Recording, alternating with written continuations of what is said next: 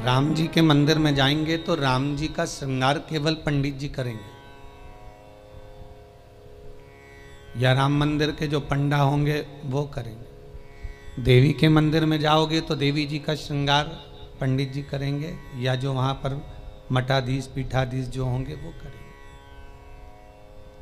कृष्ण मंदिर में जाएंगे तो उनका श्रृंगार भी भगवान पंडित ही करेंगे, या वहां का जो पंडा होगा वो करेगा। पर पूरी दुनिया में केवल एक देव महादेव ही एक ऐसे हैं कि जिस मंदिर में जाओ लोटा भर के पानी चढ़ाओ और तुम्हारी मर्जी पड़े जैसा श्रृंगार करे। शंकर कहीं भेदित नहीं है, शिव कहीं भेद नहीं।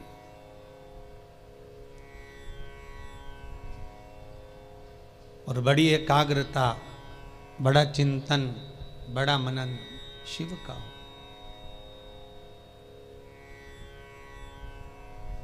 सब दूर जाकर झोली फैलाकर कहना पड़ेगा कि हमको ये दे दीजिए। शंकर के पास जाकर झोली फैलाकर कहना नहीं पड़ेगा कि हमको दे दीजिए। केवल अगर आप शंकर के चरणारविंद तक पहुँचे हो या शिव महापुराण तक कभी भूल से भी आप पहुँच गए हो तो ये आप आने वाले नहीं हो, आपकी सामर्थ्यता नहीं है कि आप शंकर के करीब पहुँच जाएं, शिव महापुराण तक पहुँच जाएं। ये तो स्वयं शंकर को कोई करुणा करना होगी, शंकर को कोई दया करना होगी, कुछ कृपा करना होगा। इसलिए बाबा ने आपको बुला लिया, बाबा ने आपको दर्शन दिया। वो शिव कैसे?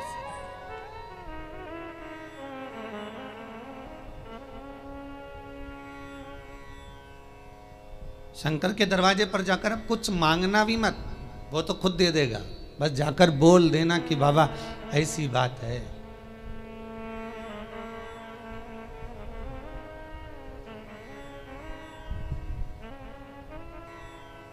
कल इंदौर से एक भैया आए थे, उन्होंने माइक लेकर बोला था, ध्यान होगा कि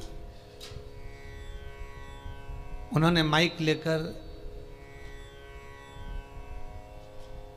उसको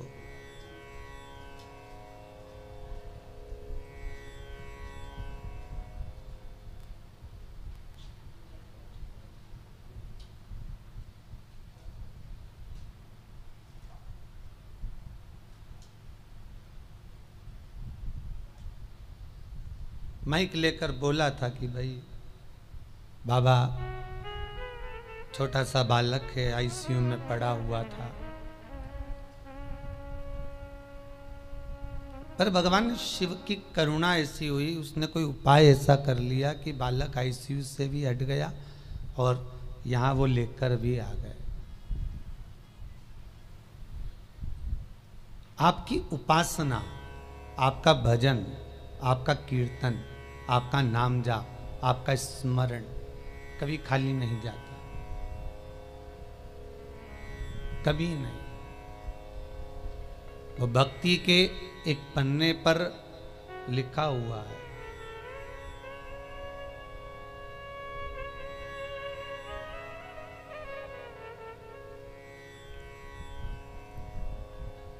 देवराज नामक का ब्राह्मण शिव महापुराण की कथा कहती है। 24,000 श्लोक इस शिव पुराण में है, 12 खंड हैं, 7 संहिता है।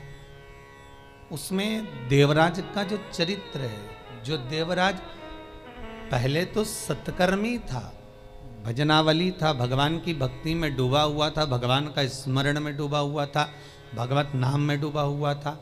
पर वही देवराज भगवत कर्म से वंचित हो गया केवल संगत के कारण। निवेदन है, ताली, थाली और प्याली, ये 3 मित्र मनुष्य को बर्बाद कर देते हैं।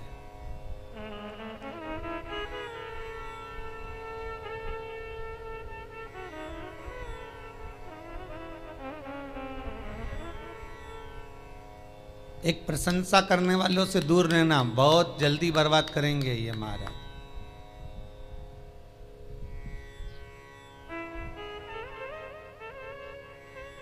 बहुत जल्दी हरा सकते हैं आपको।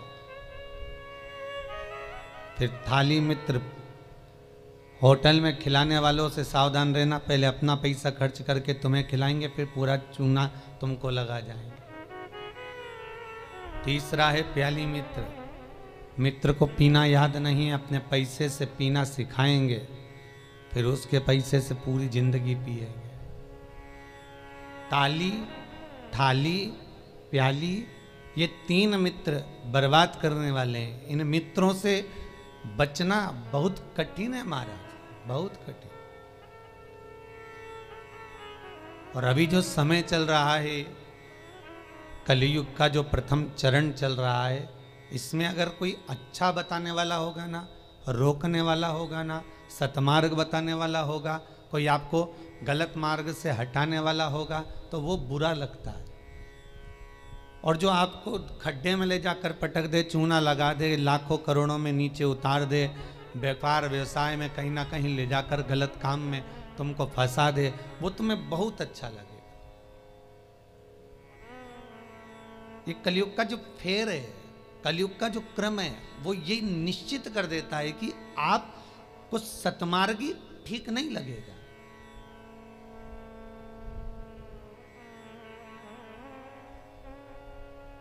इस व्यासपीठ से कितने उपाय बताए जाते हैं, हर चीज का उपाय है और लोग कर भी रहे हैं और फायदा भी है, पर उस उपाय को कई लोग ऐसे हैं कि करते ही नहीं है।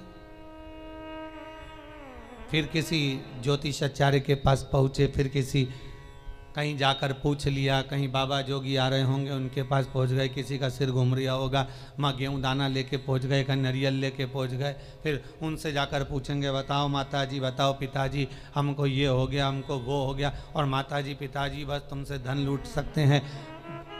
बताएं क्या?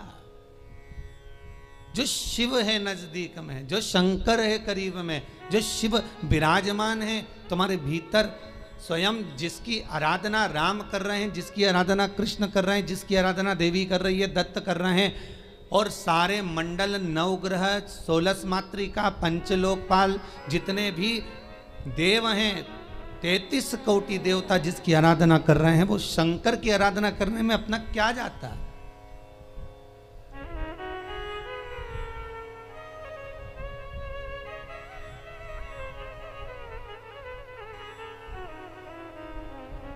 स्वयं भगवान कृष्ण को जब पूतना दूध पिलाने के लिए आई और विष पिलाने के लिए पूतना आ गई, तब भगवान कृष्ण दूध तो पी लिए, पर जब विष पीने का समय आया तो भगवान कृष्ण उसी समय पर शंकर भगवान को याद करते हैं। भोलेनाथ जी आओ। शंकर भगवान ने पूछा क्यों कृष्ण? कन्हैया जी कहते हैं दूध तो मैं पी सकता हूं, पर विष पीना मेरी सामर्थ्यता नहीं है, इसलिए आप मेरे गले में आकर बैठ जाओ। भगवान शंकर भगवान कृष्ण के गले में आकर बैठ गए और सारा विष पूतना का पी गए। स्तनों का जो विष था जब शंकर भगवान पिए तो शंकर भगवान को भी चक्कर आ गए। चक्कर आकर नीचे की ओर भगवान गिरे। तब भगवान कृष्ण को लगा करूं क्या? भगवान ने एड़ी का प्रहार करा और मानसी गंगा को प्रकट करा। गंगा का जल शंकर भगवान पर चढ़ाया, तब जाकर भगवान शिव के चक्कर मिटे। इसलिए आज भी उस मंदिर का नाम चकलेश्वर महादेव है।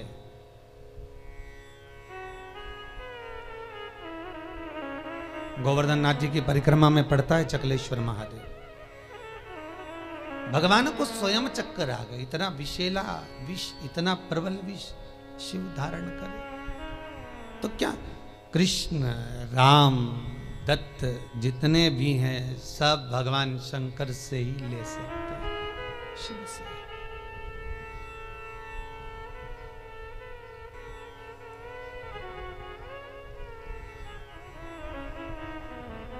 और कभी खजाना कम ना होता उसके दरवाजे का, वो लुटाता रहता है। अंबारियों में लुटाया उसने।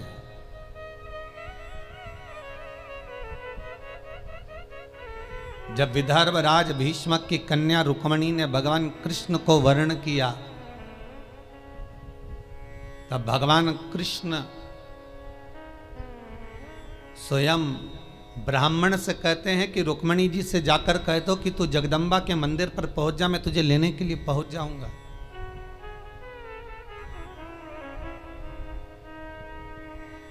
क्योंकि भगवान कृष्ण जानते हैं एक शंकर का मंदिर और एक देवी का मंदिर, ये दो मंदिर के दरवाजे कभी बंद नहीं होते, कभी बंद नहीं। देवी मां है, मां अगर रात को भी सो रही है और बच्चे की आहट सुनाई दे जाए तो मां जाग जाती है। माता का दरबार, माता का मंदिर कभी बंद नहीं होता। हाँ, माता जी का श्रृंगार वगैरह थोड़ा बहुत करना हो तो भले थोड़ी देर बंद कर दे, पर माता का मंदिर बंद नहीं होता। कभी जाना वैष्णो देवी, रात भर दर्शन चलते हैं। कभी जाना देवास की टेकरी, रात भर दर्शन चलते हैं। कभी जाना मैयर, कभी बिजासन। तुम जितने देवी के मंदिर में जाओगे, चाहे मनसा जाओ, कामाख्या जाओ, चाहे चिंतपूर्णी, नैना, ज्वाला, सारे मंदिरों में रात भर दर्शन होते हैं। क्यों? क्योंकि माँ अपने बच्चों को जागता हुआ देखती है तो माँ सो नहीं सकती। एक जगदम्बा और एक शंकर। शंकर का मंदिर भी कभी बंद, हाँ ये चोरों से बचाने के लिए भले मंदिर में ताला लगा दिया जाए, पर शिव का मंदिर भी बंद नहीं होता। तो शंकर का मंदिर क्यों नहीं बंद होता? तो शंकर भगवान की कथा कहती है क्योंकि शंकर शमशान में निवास करते हैं। शमशान का गेट काय को बंद करेंगे? वहां कौन आ रहा है? वहां तो कभी भी आ सकते।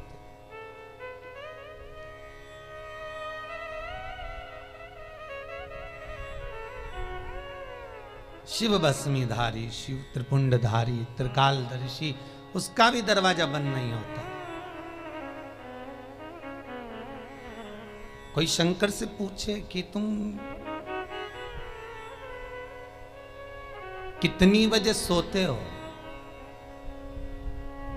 भगवान शंकर से कोई पूछ ले या माता रानी जगदम्बा भवानी से कोई पूछ ले तुम सोते कब हो? चलो वो भी जाने दो, तुम घर की माँ से पूछ लेना, माँ तो कितनी बजे सोती है? जरा सी बच्चे की आहट आई जग जाएगी। भले बच्चा छोटा है तब की भी बात जान दो। बच्चा अगर बड़ा भी हो गया ना, कॉलेज भी पढ़ रहा है, खूब अच्छी नौकरी वोकरी भी करने की तैयारी कर रहा हो या नौकरी कर भी रहा हो ना, तो भी माता का हृदय माता का होता है। अगर बच्चे की जरा सी रात्रि को पढ़ने बैठा हुआ है, बैठा भले बड़ा बच्चा है और रात को अगर पढ़ाई कर रहा है, कितनी बजे बेटा पढ़ने बैठा और कितनी बजे तक पढ़ा, माता को बेटे को बताने की जरूरत नहीं होती। बेटा बताए ना माँ को तो भी माँ जान जाती है कि रात को तू 4 बजे तक पढ़ रहा था, ले मैं चाय बना कर ला देती। ये माता की आहट है, ये माता की वात्सल्यता है, ये माता की करुणा है।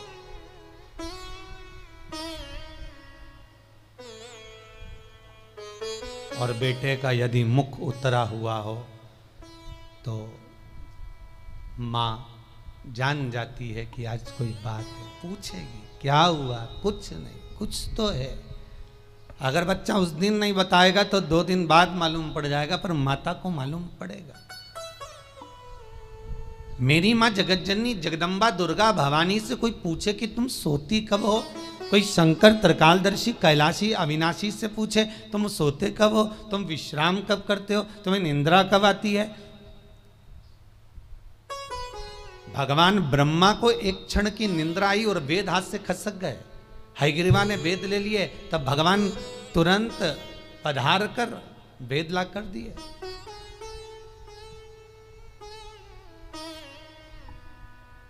भगवान विष्णु 4 महीने के लिए सोते हैं। देव सोनी एकादशी पे सो गए, अब देव उठनी आएगी ना कार्तिक में, तब बढ़िया चकाचक उठेंगे। दत्त भगवान भी सोते हैं। सारे 33 कोटि देवताओं के सोने का श्रृंखला लिखी हुई है कि कौन देवता कहाँ कितने समय के लिए विश्राम करता है, कितने समय के लिए आराम करता है, कितने समय के लिए कौन सा देवता कब निंद्रा ग्रहण करते हैं, ये सब कुछ शास्त्रों में लिखा हुआ है। पर एक देव अधिदेव महादेव के लिए कहीं नहीं लिखा कि शंकर भगवान कितनी घड़ी, कितने पल, कितने क्षण सोते हों। एक शिव के लिए और एक जगत जननी जगदम्बा अम्बा माता पार्वती के लिए कहीं नहीं लिखा कि ये सोते हो। गणेश जी का भी विश्राम लिखा है कि गणेश जी भी विश्राम करते हैं। कार्तिकेय का विश्राम लिखा है, कार्तिकेय विश्राम करते हैं। शंकर भगवान की कन्याएं जया, विषहरा, शामरीवारी, दोतली, देव, इनका भी लिखा है, इनका भी वर्णन लिखा है। जया, विषहरा, शामरीवारी, दोतली और देव, ये पांचों कन्या शाम को ठीक प्रदोष काल के समय पर विश्राम ले लेती है। इसलिए प्रदोष काल के समय, जैसे सूर्य अस्त होने का जब समय आने लगता है, प्रदोष काल जब आने लगता है, तब शंकर जी के ऊपर जो जलाधारी लगी रहती है, जिसमें से बूंद बूंद पानी गिरता है, वो जलाधारी को हटा दिया जाता है।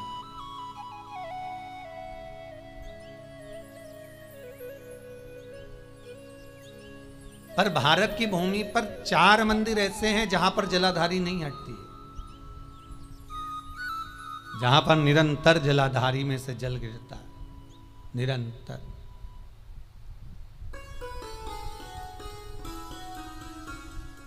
प्रदोष काल के समय जया, विषहरा, शामरीवारी, दोतली जो शंकर भगवान की कन्या है, ये भी विश्राम कर लेती है।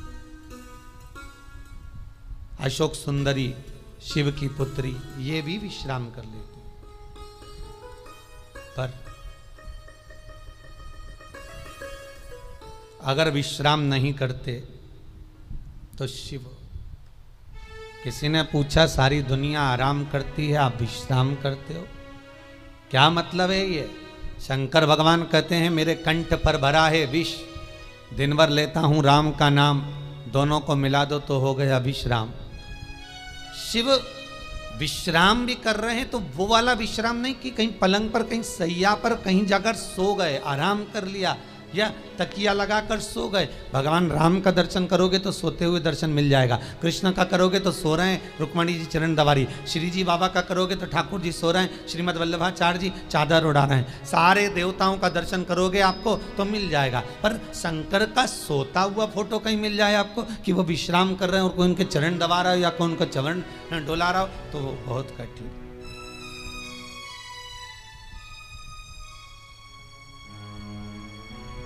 बेटा यदि पुकारे,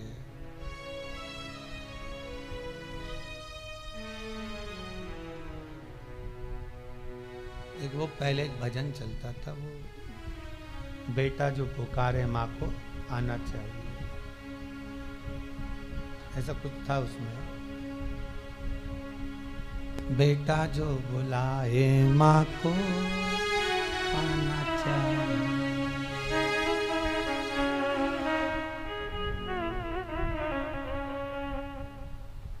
माता के चरणों में शीश नवाना चाहिए, बेटा जो बुलाए माँ को आना चाहिए। वो बुलाए, माँ भी जाग रही है अपनी संतान के लिए। अभी ये 7 दिन की जो पुरुषोत्तम शिव महापुराण की कथा है, ये जब विराम होगी उसके बाद में शिव शक्ति शिव पुराण प्रारंभ होगी। उसमें सारे माता के एक एक भाव, जगत जननी जगदम्बा ने अपनी बिछोड़ी चूड़ी केश फेंक कर भी किस किस का उद्धार कर दिया और किस किस को मार दिया, वो तक का वर्णन है मारा। नवरात्र में अपन सुनेंगे कथा।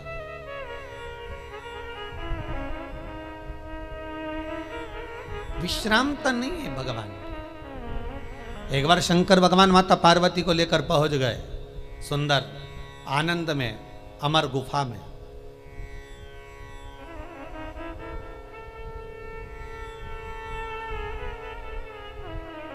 जिस अमर गुफा में शंकर पार्वती जी को अमर कथा सुना है, केवल पार्वती को नहीं, केवल माता पार्वती को अमर कथा नहीं सुनाई है भगवान शंकर ने अमर गुफा में।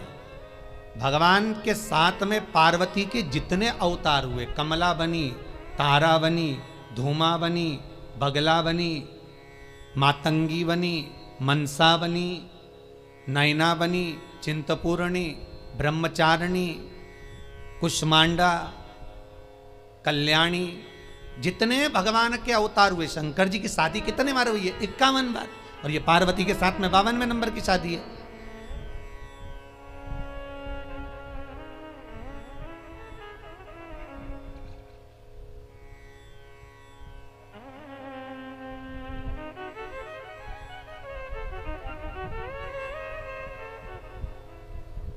कई बार ये भगवान की शादियों के पीछे भी झगड़ा होने लगता है भाई, लोग उसमें भी झगड़ लेते।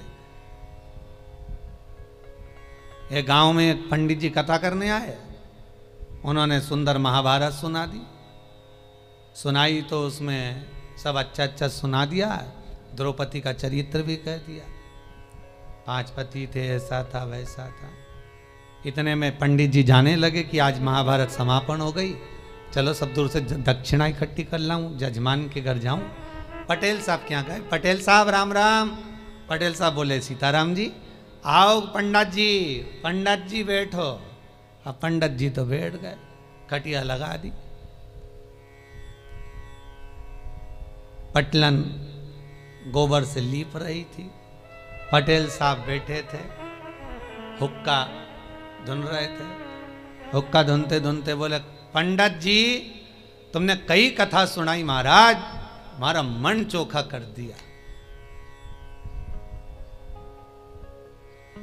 हमारा मन चोखा कर दिया, पर जय कथा तुम पहले सुना देते ना तुम्हारी जिंदगी संवर जाती। तो पंडित जी ने हाथ जोड़ के कहा पटेल साहब ऐसा क्या कथा में से ले लिया तुमने?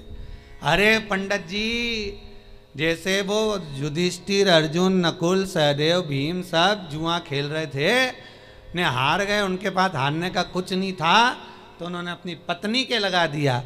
मैं भी एक बार हार रहा था, मेरे को क्या मालूम था, ने पटलन के लगा दिया था।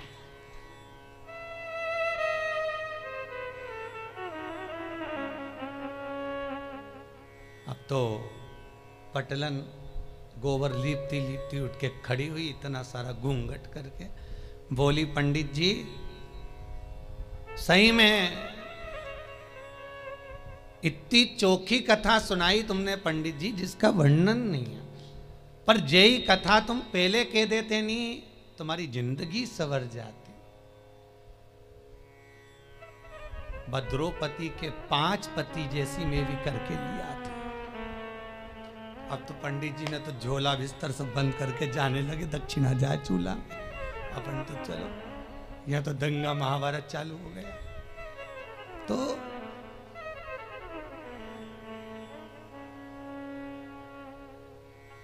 केवल पार्वती को अमर कथा नहीं सुनाई जा रही है, शिव महापुराण की कथा कह रही है, पार्वती अकेली कथा नहीं सुन रही है। पहले जितने भगवान शंकर के साथ में पार्वती के अवतार हुए हैं, जन्म हुए हैं, हर जन्म में पार्वती शिव के साथ अमर गुफा में कथा श्रवण करने के लिए गई। हर अवतार में, चाहे उमा हो महेश हो, हर अवतार।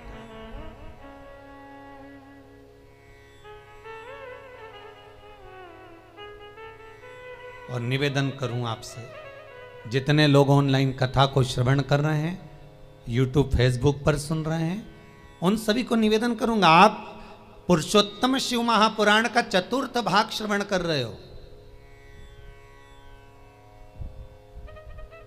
ये 4th भाग का पहला दिन है। आप अगर पूरी कथा को श्रवण कर रहे हैं, सावन से सुन रहे हैं, भादो से सुन रहे हैं, जितने भी समय से आप कथा सुन रहे हो वो आपकी मर्जी है। पर शिव महापुराण की कथा कहती है कि जैसे पार्वती बार बार जन्म ली है और जन्म लेकर अमर गुफा में कथा श्रवण करने के लिए गई है, शिव महापुराण की कथा कहती है जो एक बार एकाग्र चित्त मन से शंकर की कथा को सुनता है, ये इसका एक जन्म नहीं, ना जाने कितने जन्म का पुण्य इसका प्रबल होता है, तब जाकर ये शंकर की कथा को श्रवण कर पाता, तब ये शिव का अनुमोदन कर पाता। कितने जन्म,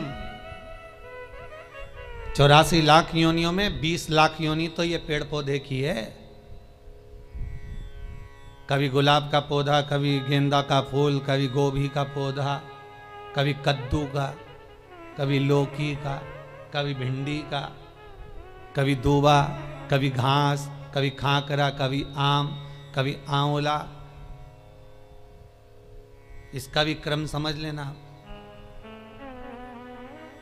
छोटे से छोटे नल्ली के पास में बने हुए कीट से लेकर आंवले का वृक्ष, बड़ का वृक्ष, पीपल का वृक्ष, जब तक पहुंचते हैं समझ लो कई योनियां तो हमने काट चुके हैं। ये आंवले का पौधा देखो, कहीं तुलसी का पौधा देखो, कहीं बड़ का पौधा देखो, तो समझ लेना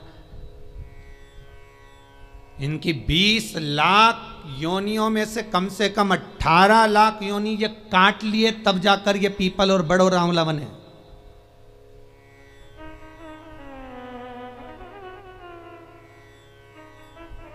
चौरासी लाख योनियों में 40 लाख योनियां तो यही निकल गई पेड़ पौधा में बची हैं। तो ये सब कीट पतंगा, मच्छर, कीट, यही सब।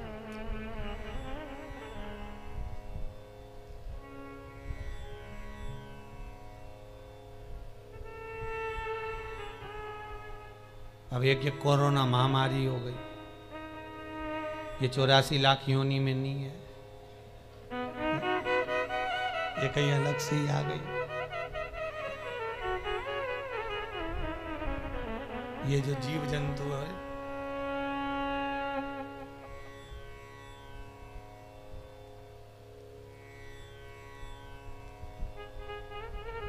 आज एक माता जी आई थी चौरसिया परिवार की, वो कह रही थी गुरुजी हमारी बहन मर गई पर हम जा ही नहीं सके। मैंने कहा अच्छा हुआ नहीं गई, नहीं तो तू भी चली जाती। काहे जाए? अरे गुरुजी ऐसी बीमारी आई कि रिश्तेदार उन मर रहे पर जा नहीं सक रहे। हमने कहा बिल्कुल मत जाना, नहीं तो ऊपर मीटिंग करते हुए मिलोगे, बिल्कुल ना जाइए। इतनी बुरी बीमारी, बेटा बाप को ना देख पा रहा है, बाप बेटे को ना देख पा रहा है, भाई बंधु को ना देख पा रहा है, कुटुंब कबीले को ना देख पा रहा है। और तो और जब मर गया तो 13वें का भोजन खाने बामन भी नहीं आ रहा है। कितना विचित्र है।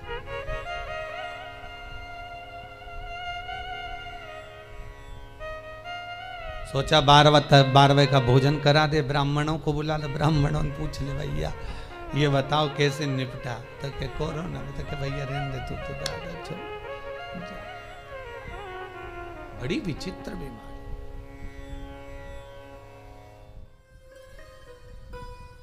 और मान लो बहुत ज्यादा दुख है, बहुत ज्यादा तकलीफ है, बहुत कष्ट है, तो फिर विष्णु पुराण का एक उपाय जरूर कर कर देखना। महाराज विष्णु पुराण में स्पष्ट कहा है कि कार्तिक का प्रथम दिन किसी नदी में स्नान कर कर, तालाब में स्नान कर कर, नदी तालाब नहीं हो तो घर में ही स्नान कर कर, घर के दोनों दरवाजे पर, घर के बाहर दोनों दरवाजे पर घी का दिया लगा दें, उसमें एक कमल गट्टा, किराने की दुकान पे मिलता है काला कलर का कमल गट्टा, एक एक डाल दें नाम और गोत्र बोलकर, और शाम के समय पर एक दिया घर की देहली पर प्रतिदिन कार्तिक के महीने में लगा दें। महाराज विष्णु पुराण का उपाय है। अगर ज्यादा तकलीफ है, बहुत कष्ट है, बहुत ज्यादा कष्ट के, व्यापार चल ही नहीं रहा, कर्जे में लदालूम हो गए, यहां तक गति हो गई कि मरने तक की सोच लिया, तो वो कार्तिक के महीने में कर लिया। उसका प्रयोग अवश्य करें, सुख समृद्धि के, लक्ष्मी वैभव के।